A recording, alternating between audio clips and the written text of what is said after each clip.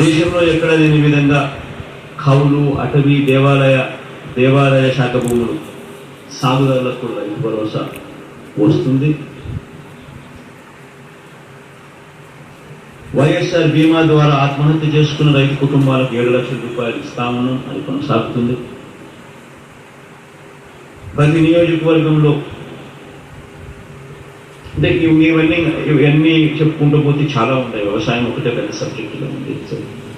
మేనిఫెస్టోలో ఇప్పుడు జరుగుతూ ఉండేటివన్నీ కూడా కొనసాగుతాయి. ముఖ్యమైన పాయింట్స్ మాత్రమే నేను చెప్తా ఉన్నా. మేనిఫెస్టో నెట్లో అవైలబుల్గా పెడతాం. ఎవరైనా కూడా నెట్లో పూర్తిగా సమగ్రంగా కూడా చూసుకునే అవకాశం ఎవరికైనా ఉంటుంది. ఎందుకంటే మన మేనిఫెస్టో మాయం చేయం.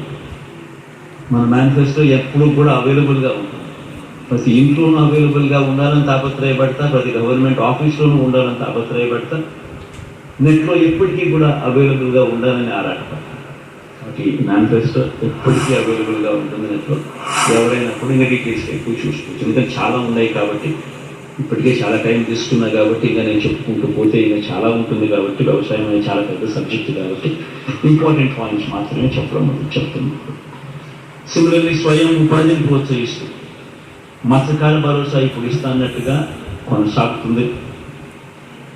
ఇప్పటిదాకా మత్స్యకారులకు 50,000 ఇచ్చాం.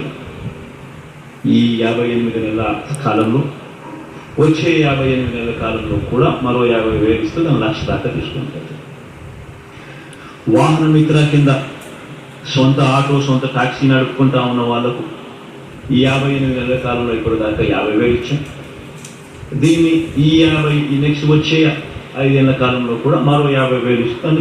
దాన్ని 1,00,000 వరకు తీసుకుని పోతాం. దీనివల్ల మత్స్యకార భరోసా వల్ల దాదాపుగా 2,43,000 మందికి మత్స్యకారులకు కుటుంబాలకు మంచి జరిగిస్తూ 538 కోట్ల రూపాయలు ఇవ్వడం జరిగింది. సిమిలర్గా ఈ వాహన మిత్ర కార్యక్రమం ద్వారా 5 ఏళ్లలో 2,76,000 మందికి మంచి జరిగిస్తూ 1,300 కోట్ల రూపాయలు వాళ్ళకి ఇవ్వడం జరిగింది.